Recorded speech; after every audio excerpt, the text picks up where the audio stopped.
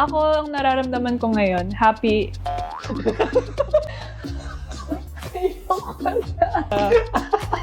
Tawa. Title naman yan. Okay na yun. Anong Tagalog ba ng... Buwan kanal? Iniisip ko pag may inaalok sa akin trabaho, kung maganda ba yung istorya, kung maganda yung mga karakter na ibibigay sa amin, edi okay. Edi ayos. Ayos! It's me. No, it's just me. Yeah. It's no imitating. I'll let you fly. Don't you dare feel my vibe. So bukod dito sa mga pictures na pinrint ng ating mga PA, nagpatanong ako sa social media accounts ng Loki Productions and my page kung ano ba yung gustong itanong sa ating Marnella since it's been a long time. So pumili sila ng 10 or 12 random questions. Hindi ko din to alam guys ha, wala akong alam. So kukunin ko sa cellphone ni Rochelle ngayon para isa-isang tanungin. Meron tayo dito pala, need na acknowledge. Kahit wala ng Marnella nun, yung I Love You Since 1892, nabuhay ulit yung dugo nilang lahat. Kasi nga kay Ginoong Juanito and Carmela.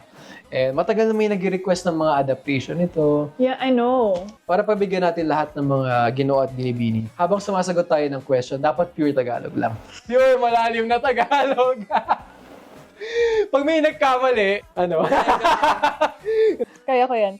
So ngayon, kailangan naka-pure Tagalog tayo na very malalim. As Ginoong Juanito, Alfonso ka ngayon. And ikaw as? Carmela. Carmela. Ayan. Okay, ready ka na? Yes, I think. So ano to Sa tingin ko, oo. Handa na ako. Okay. Kami ay handa ng magsimula. Ang formal. Okay. Okay. Ayos. Sige nga. Tagalogin mo to. Ano bang Tagalog ng undeniably gorgeous? Di, Janela. Tama! So ngayon, ang magsalita ng Ingles ay may parusa. Anong parusa? Kurot. Kurot, sige, okay lang. Joke saan? Ganun na lang, sa chicks na lang. Okay, Malos okay. chicks na lang. Okay. Okay, etong katanungan na una ay mula kay Ciela May. Paano pag yung tanong English? Teka, yung tanong para sa ating dalawa. Oo, sa ating dalawa. Or pwedeng kung merong Or pwede kung meron na talagang para sa'yo lamang. Pag ang tanong English, pagbigyan na natin. Ha? So, ang tanong ni Ciela May, what were your first impressions of each other? Dapat tinagalog mo din yung question. Okay, tatagalogin natin. Ano ang una nating impression Impression? sa isa't isa? Ikaw muna, Binibining. Ang hirap naman. Tagalog. Okay. Nagsalita ka na, Okay. Okay. Ano ba yun? Ano? Salitang yun sa Tagalog? Ayos. Ayos. Ayos. Sige. Ayos. Sige. Gay. Okay. Hindi ko kaya! Oh my God! Hindi ko kaya tumigil. Ang unang tingin ko kay Marlo ay lutang. Yun talaga yung yun talaga yung unang Kahit nung nung tayo ay nasa isang grupo. Ayun ang unang lutang din ako nun eh. Ano? Siguro, nung sa Star Magic. Between. Pati yun, pangalan. Oo. Between, Pangatlo na to. Talo na agad. dapat walang bilang. Between Mahika. Ano ba yung Tagalog nun? Between Mahika. Mahika. Tala o Between Tala. tala. Talang Mahika. Ayoko na. Basta yun, alam mo na yun. Basta doon, sa unang grupo namin, para siyang kuya-kuya. Ganon. Tapos, nung nakatrabaho ko na siya, lutang. Lutang talaga. Saka, ang favorite... Aray, pati sakit nung sa'yo. Saka, ang paborito noon, kapag ako ay laging tulog, lagi niya akong kinukuhanan ng imahe. Pag ako ay tulog. Antukin kasi talaga ako. Baka Madalas kaya ka lutang kasi inaantok ko. Ako naman, ang unang tingin ko kay Binibining Carmela. Lutang. Pareho, hindi. Tahimik.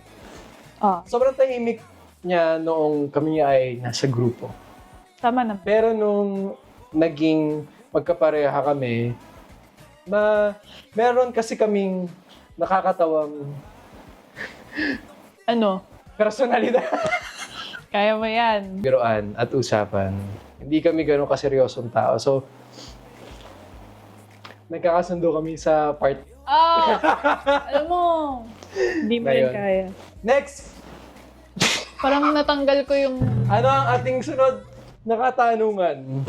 Ikaw naman ang ano. parang nagmarka yung Ikaw quote naman ko sa- okay lang. Ay! Dapat iba-ibang levels.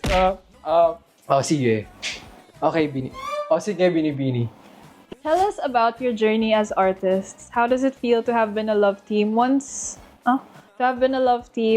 in your journey and now both blooming individually as artists? Kaya mo? Kaya mong Wag na? Tagalogin? Wag na? Okay na yan. Wag na. Okay. May sagot na. Ang daming okay nun, ha? May utang ka sa akin. Dali. Sige. Ako, ang nararamdaman ko ngayon, happy. Nararamdaman ko ngayon, masayang-masaya ako para kay Ginoong Juanito. Kasi nakikita ko, masaya pa rin siya sa ginagawa niya. At mas nahanap niya kung ano yung gusto niya talagang gawin. At tingin ko yun ay musika. Kaya lagi akong nakasuporta sa kanya. Kahit sa gilid-gilid lang. Lagi akong, ano ba yung tawag ito? Nagmamasid. Nagmamasid. Gusto ko yung mga tao na suporta, nagmamasid. Lagi akong, basta yun. Lagi akong masaya para sa kanya pag may magandang nangyayari. Para sa kanya. Tulad ng sinabi ni Binibining Carmela, ako ay napakasaya sa naging takbo ng kanyang karera. Simula pa naman noon, lagi ako nakasuporta at kunyari, meron siyang bagong programa. Lagi talaga akong... Sa totoo lang, hindi ko sinasabi pero nanonood ako ng mga pelikula mo. Pero hindi ko na siya inaanunsyo. Noong Disyembre, nanonood kami nung pelikula mo, yun lang yung kaysa isang pinanood ko sa sinihan. Tapos kapag meron ka pa sa kung saan-saan man, nanonood din. Nakatahimik lang ako nakasuporta. So, nagmamasid-masid lang din ako. Tapos, masayang-masaya ako para sa'yo. Dahil, ngayon ikaw ay meron na ding pamilya, ikaw ay meron isa poging anak na si Jude. At bukod doon, nagagawa mo lahat ng gusto mo. Kung ako ay nahanap ko yung aking kasiyahan sa musika, ikaw sa iba't ibang sining, ako ay... Kurutin mo na lang ako. Ako ay proud. Hindi ko alam ano ba Tagalog ng proud. Ang sunod na katanungan. Niligawan niyo po ba noon si Miss Janela? Thank you po. Kilig pa rin. Sana magka-work ulit po kayo together. Sabi ni Lek. Ilang beses ko na po yung sinagot. Hindi po, kami po ay matalik na magkaibigan. Simula pa man noon. At yung meron kaming dalawa bilang magkatrabaho at magkaibigan, hindi ko yun ipagpapalit. Kaya ako ay masaya sa estado namin. Pero crush niya ako. May panahon noong umpisa na talagang nagustuhan ko din talaga ako'y humanga kay Binibining Carmela. Is there a possibility for you two to play the main characters in I Love You Since 1892? Kami ay naghihintay lang. Ako kung i-aalay sa amin ang proyektong yon. Ang bagal. Kung i-aalay sa amin ang proyektong yon, ayos sa akin. Ayos lang sa akin. Tulad ng sinabi ni Binibini, ako ay magiging masaya at busilak na tatanggapin ko.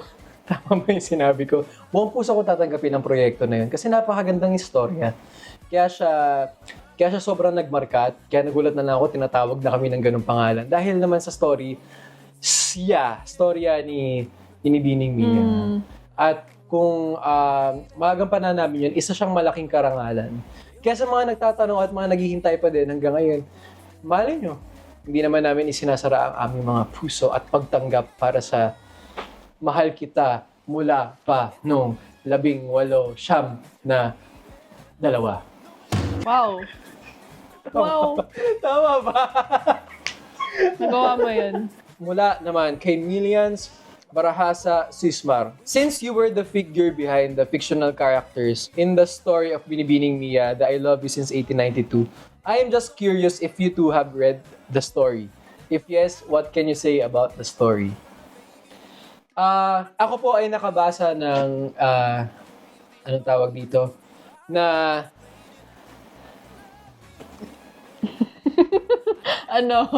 na-summarized. Okay. Okay lang, utang na lang. Alam ko naman yung kwento. Pero kung talagang nabasa ko na yung libro, wala pang pagkakataon na nabasa ko siya. Pero masaya ako dahil nandito yung isa sa original na kopya niya na galing mismo kay Binibining Mia. Sa personalidad ko lang kasi talaga, hindi ako mahilig sa mga nobela. Mas mahilig ako sa mga totoong pangyayari sa buhay or mga nakakapagbigay inspirasyon. Ayun yung mga libro. Ang dami kong libro. Talaga namang mahilig ako magbasa. Pero mga psikolohiya. mga ganun. Ano ba? At saka mga Mali ba? motivational books. Ay nako, Ikaw? bawal yun. Pitik na lang. Kasi nagmamarka na, naawa na ako sa niya eh. Ayos na, sanay naman ako sinasaktan nito eh. Okay. Ano ba? Ano nga ba ito? Kung nabasa mo na. Okay. Hindi, actually. Nag-okay ka pa.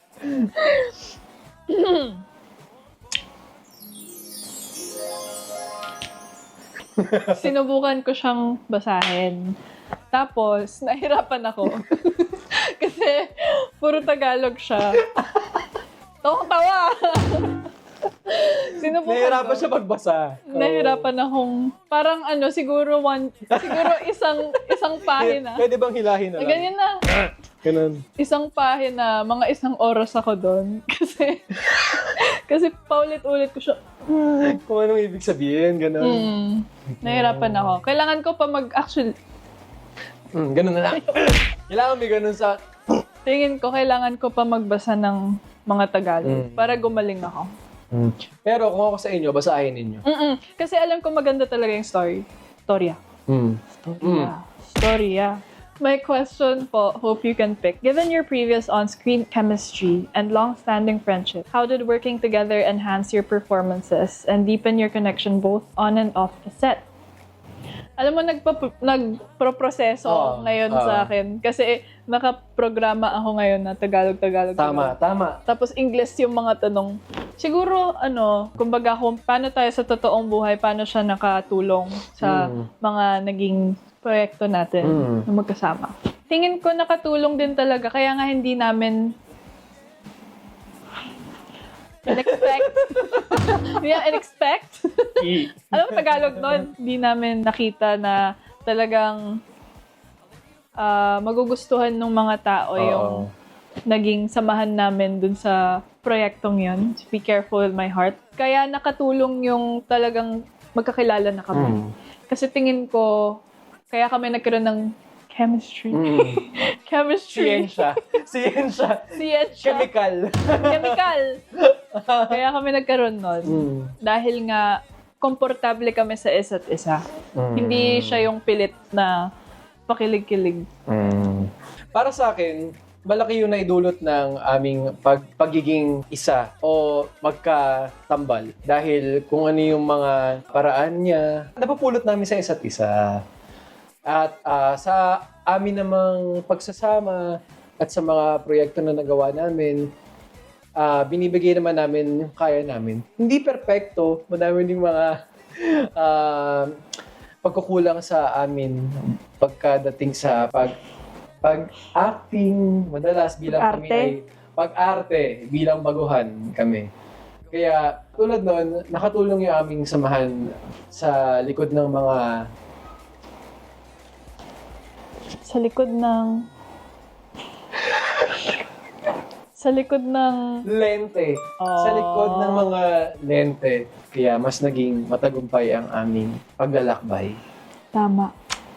Mula kay Kylie Obleno. My question, if you could collaborate with a fictional character, who would it be and what kind of music would you create together? Kung ako ay papipiliin, i-Englishin ko na ito dahil siya ay si Spider-Man. Siya talaga ang aking paboritong fictional na karakter. Tama naman yung karakter. At gusto kong maglilipad-lipad sa mga matataas na mga Ano? at maghasik ng sapot sa syudad. Pangit. Magsapot sa syudad.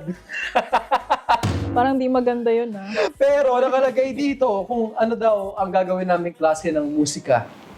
Kung kayo ay nanood ng kanyang pelikula na ginawang animasyon, tinugtog doon ay puro mga R&B, yung Sunflower ni Post Malone. Mga ganong klase na musika ang aming gagawin. Galing. Tingin ko siguro... Fictional na karakter ba si Ano? Ano? Ano? Si Almusal. Ano? Si Almusal ni Tiffany. Okay. Si Audrey Hepburn. Si Audrey Hepburn ay hindi fictional. Alam o niyang gustong-gusto ko si Audrey. Oo. Pero pwede kasing yung kanyang karakter. Oo, si Holly Golightly. Pero ikaw, ano? Tumutugtog kasi siya ng gitara. Kumanta siya ng Moon River. Buwan. Title naman yan. Okay na yun. Anong Tagalog ba ng Buwan Kanal? Ano? Rivera? Hindi. Basta yun. Okay. Ilog. Kanal. Okay. Buwan Kanal. Ayun. Buwan Ilog. Kumakanta siya. Siguro magko-cover kami ng song tapos nagigitara siya. Tapos kasama naman yung pusa niya na orange. Anong klase ng musika? Luma. Gusto Mga ko yung ganong luma. Classical. Classical. Minsan nadadala na lang ng tono natin no? Hindi na talaga yun yung Tagalog na salita Pangwalo, ang huling 3 katanungan. Mula kay Cyril sa Banal. Do you guys still have a plan to be on a series or movie together?